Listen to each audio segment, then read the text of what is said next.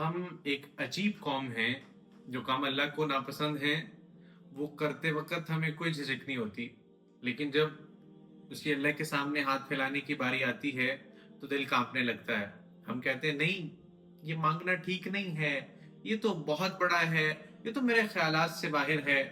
یار ذرا سوچو، اللہ جل شانہ نے کب کہا تھا کہ دعا مانگنے سے پہلے اپنی تنخواہ دکھاؤ، سیونگز کا اسٹیٹمنٹ دکھاؤ، یا یہ ثابت کرو کہ تم افورڈ کر سکتے ہو یا نہیں کر سکتے؟ کیا کسی جگہ پہ اللہ جل شانہ نے اس طرح کی کوئی باؤنڈری ہمارے لیے کہیں مقرر کی ہیں؟ ہم تو دعا بھی اپنی اوقات کے ساتھ تولنے لگتے ہیں۔ 50,000 کمانے والا کہتا ہے بس یا اللہ گزارا ہو جائے، اور دل میں ایک آواز کہتی ہے بڑا مانگنا شرم کی بات ہے۔ یہ شرم کہاں چلی جاتی ہے جب وہ کام کرتے ہیں جن سے اللہ ناراض ہوتا ہے؟ اصل مسئلہ کمی کا نہیں ہے، اصل مسئلہ تو یقین کا ہے۔ ہم مانگتے تو ہیں مگر ساتھ ساتھ دماغ میں حساب کتاب بھی لگا رہے ہوتے ہیں، یہ تو پاسبل ہے، یہ پاسبل نہیں ہے، یہ میرے بس کی بات نہیں ہے۔ اور یہی لمحہ ہے جہاں دعا کمزور پڑ جاتی ہے، کیونکہ دعا عقل پر نہیں، ایمان پر چلتی ہے۔ سیدنا سلمان علیہ السلام نے یہ نہیں کہا تھا کہ اللہ مجھے بادشاہت دے دے اور میرے وسائل کے مطابق دے دے۔ انہوں نے تو یہ دعا کی تھی اللہ ایسی بادشاہت دے جو مجھ سے پہلے کسی کو نہ ملی ہو، اور اللہ نے دے کر کے دکھلا دیا ہے کہ وہ وراء الورا ذات ہے، وہ قادر ہے، وہ سب کر سکتی۔ نبی کریم صلی اللہ علیہ وسلم نے ہمیں یہ نہیں سکھایا کہ جنت کا نچلا درجہ مانگو، بلکہ فرمایا جب مانگو تو جنت الفردوس مانگ۔ یہ اللہ کی شان ہے کہ وہ کم دیکھ کر نہیں دیتا بلکہ یقین دیکھ کر دیتا ہے۔ ہمیں لگتا ہے کہ رزق ہماری پلاننگ سے آتا ہے، حالانکہ اللہ جل شانہ خود فرماتے ہیں کہ میں وہاں سے رزق دیتا ہوں جہاں سے تمہارا وہم و گمان بھی نہیں ہوتا۔ اس لیے آئندہ جب دعا مانگے نا تو اپنے حالات مت دیکھیں، اپنا ایمان دیکھیں۔ ایمان مانگو، ہدایت مانگو، دل کی مضبوطی مانگو، اور جو بھی مانگو جائز مانگو اور کھل کر کے مانگو، بے خوف ہو کر کے مانگو، کیونکہ تم کسی انسان کے دروازے پر نہیں ہو، یاد رکھو تم اس رب کے دروازے پر ہو جو بہت مہربان ہے۔ اور رب سے مانگنے میں پھر شرم کیسی ہے؟ رب سے مانگنے میں تو صرف یقین چاہیے بس۔ وہ ایسا غفور الرحیم رب ہے جو تمہیں اپنا محبوب دے سکتا ہے، تو پھر باقی پیچھے کیا رہ گئے؟ تمہاری جتنی بھی جو ہے وہ سوچ، تمہاری طاقت ہے، اس کے مطابق نہیں مانگو یار، اپنی حیثیت کے مطابق نہیں مانگو، اللہ جل شانہ سے اس کی شان کے مطابق مانگو۔ اس لیے جب بھی مانگو نا تو اپنی حیثیت کے مطابق نہیں مانگو یار، اللہ جل شانہ کی شان کے مطابق مانگو۔ چھوڑ دو کہ تمہارا گھر چھوٹا ہے، گاڑی بڑی کہاں کھڑی کرو گے؟ یار جو اللہ بڑی گاڑی دینے پہ قادر ہے نا سر، وہ بڑا گھر دینے پہ بھی قادر ہے۔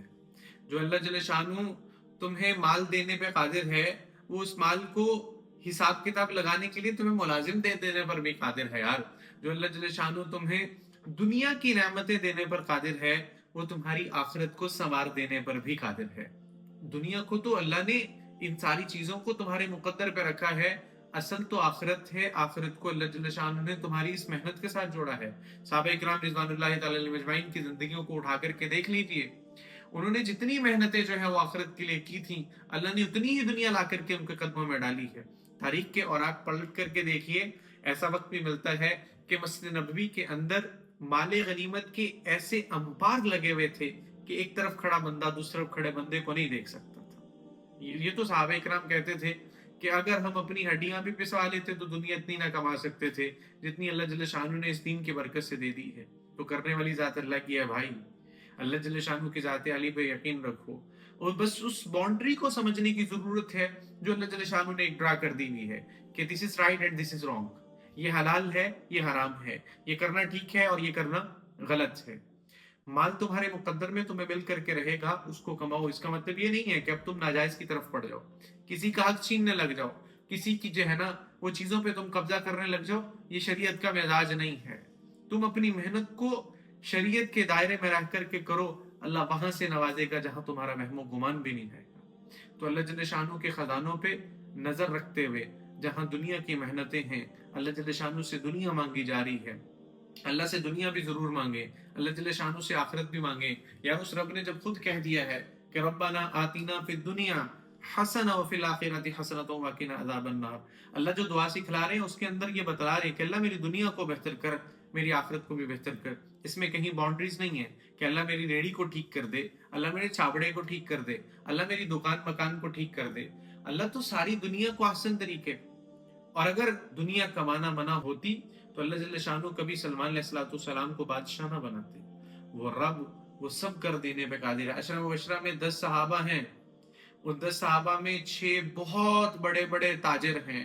सैयदना अब्दुर्रहमान बिन औफ रजी अल्लाह अन्हु के पास इतना माल था कि उनके इंतकाल पर जो उनकी वसीयत में उसमें तबके में सोना बचा था, उसको जिस आरी से काटा जा रहा था वो आरी टूट गई थी। वो सहाबा थे। अल्लाह हमको दे सकता है, अल्लाह हमें भी दे सकता है। जरूरत उस रब की जात पर जो है वो यकीन बना देने की है, उन बाउंड्रीज को समझ देने की है। दुआ है अल्लाह जल्ल शानू हमें इस्लाम को समझते हुए, अल्लाह के हुक्मों को समझते हुए, हुजूर पाक अलैहिस्सलाम की मुबारक सुन्नतों को समझते हुए हमें कमा हक़्क़ुहू अल्लाह जल्ल शानू से मुस्तफीद फरमाए। जज़ल्लाहु अन्ना सय्यदना मुहम्मदन मा हुवा अहलुहु।